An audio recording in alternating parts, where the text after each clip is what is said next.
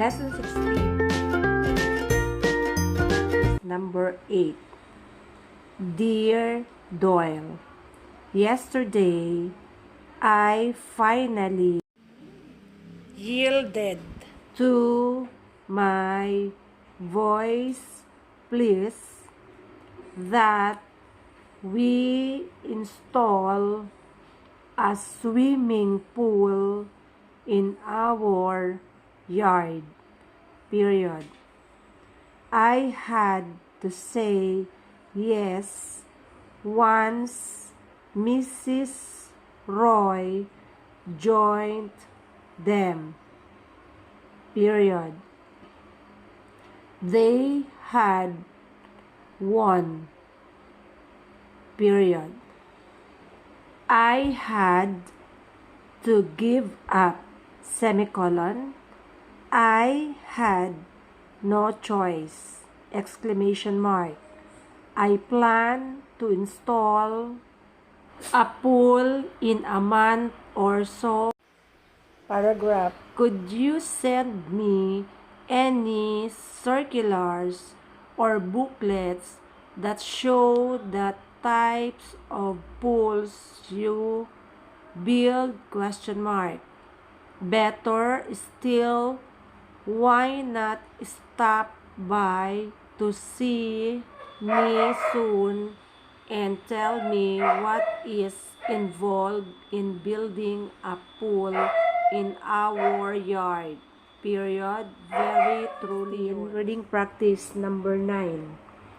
Mr. Doyle, I am glad to write you that the Yale Corporation Board at its last meeting ruled that all managers who have been with us for 15 years should hereafter receive 1 month's vacation. Paragraph.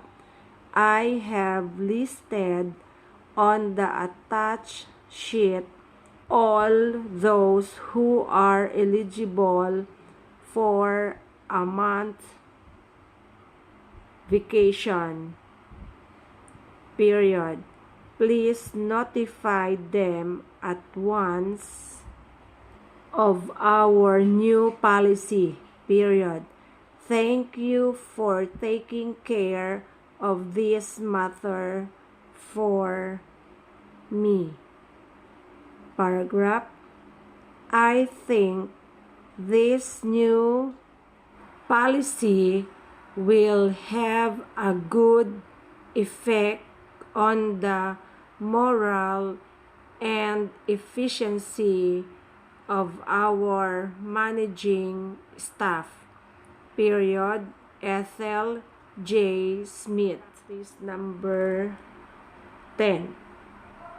Dear Sir, if your car is 5 or 6 years old, it may not be as good looking or as smooth riding or as efficient as it once was. Period. It might even be a safety hazard. Period. Ito pala ay hyphen. You might be wise to order a new car instead of having your old one repaired. Paragraph. You can arrange the finance for a new car at the Reliable Finance Corporation here in Troy. Period.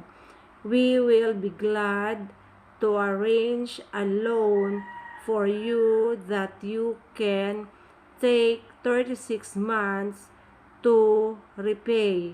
Period. It is easy to arrange a well-planned loan. Period. It will take less than half an hour. Period. Sincerely yours.